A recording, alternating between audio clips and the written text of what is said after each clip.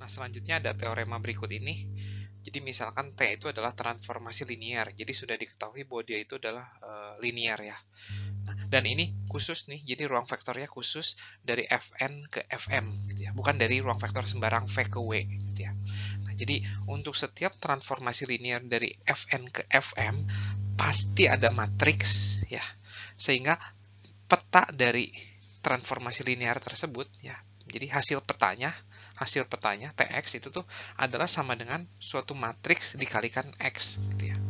Jadi ambil sembarang transformasi linear dari Fn ke Fm pasti ada suatu matriks ya. Pasti ada suatu matriks dan matriks tersebut unik ya, sehingga peta dari X itu sama dengan suatu matriks tersebut dikalikan X. Kita akan buktikan sekarang. Nah, lagi-lagi cara membuktikan ini tuh agak susah nih, karena di sini kita harus mencari sebuah matriks yang memenuhi ini ya. Nah, matriks tersebut apa gitu? Kita harus mencari gitu, akan dicari gitu. Nah, kalau akan dicari biasanya kalau kita baca di buku-buku atau di paper, biasanya itu langsung definisikan gitu. Nah, di sini juga sama, saya definisikan matriks A-nya itu ini. Ya,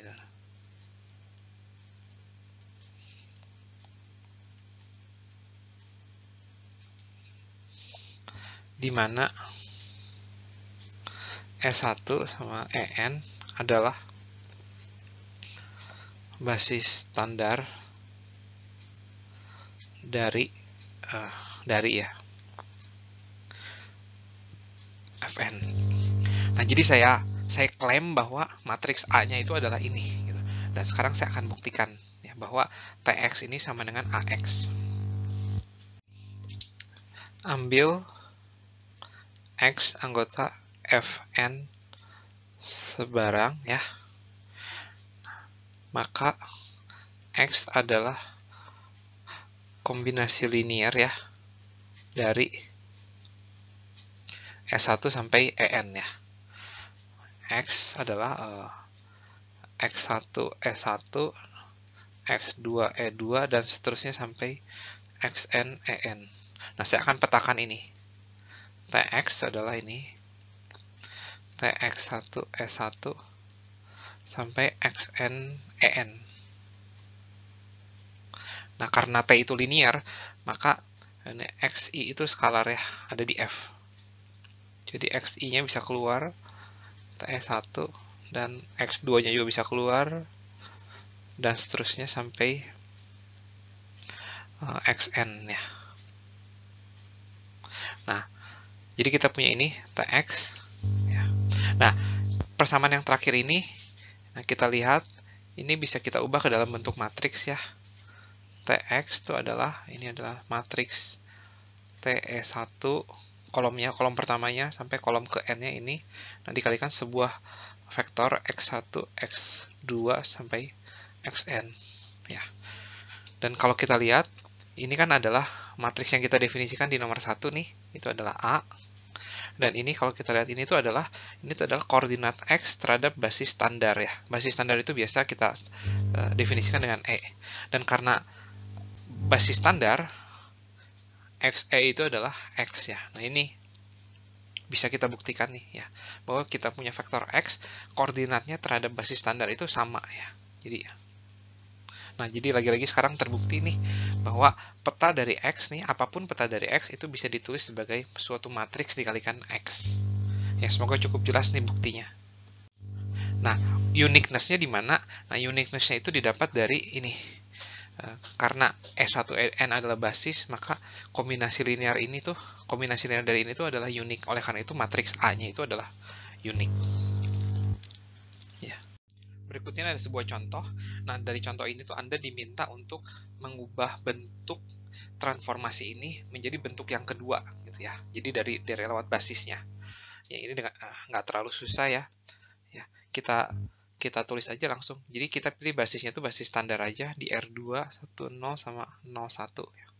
Nah, jadi penyajian yang lain dari ini, dari pemetaan linear ini adalah T10 kita petakan menjadi 1 1 dan T01 itu kita petakan ke T01 berarti ini 1 tapi ini min 1 ya. Nah, jadi pemetaan yang saya lingkarin di bawah dengan pemetaan yang saya lingkarin di atas itu adalah pemetaan yang sama, cuman penyajiannya beda.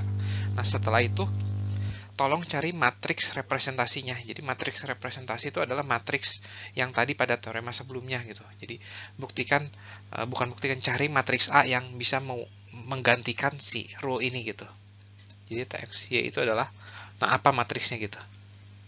Nah, ini bisa dicari dengan menggunakan ini nih. Ya, 1, 1 dan 1 min 1. Ya, semoga cukup jelas ya.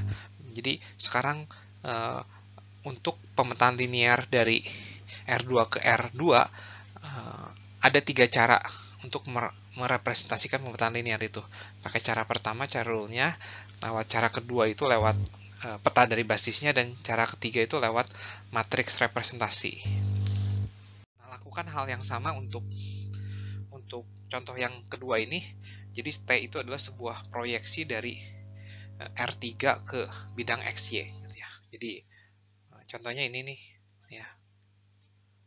Ya, misalkan saya punya sebuah vektor nih. Ini X, Y, Z. Nah, saya proyeksiin ke lantainya gitu ya. Nah, ini adalah X, Y, Z. Ini adalah X-nya, ini Y-nya gitu. Saya proyeksiin ke lantainya, berarti X, Y ya. Jadi dengan penyajian yang pertama, X, Y, Z itu menjadi X, Y-nya doang. Kalau pakai penyajian yang kedua, karena ada di R3 berarti ada 3 basis ya. Nah, kita harus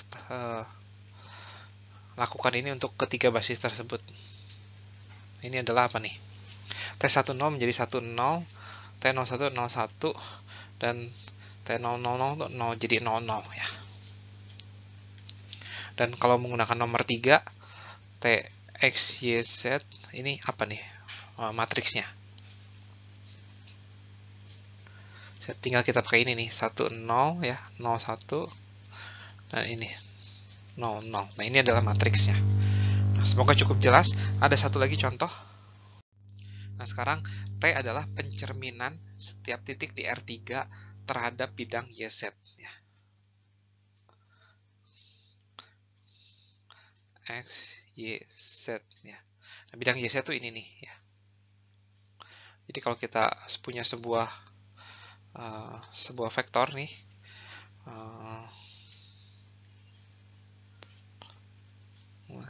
kita cerminkan, dia jadi ada di belakangnya ya. Saya pakai warna biru lah, cobain ya.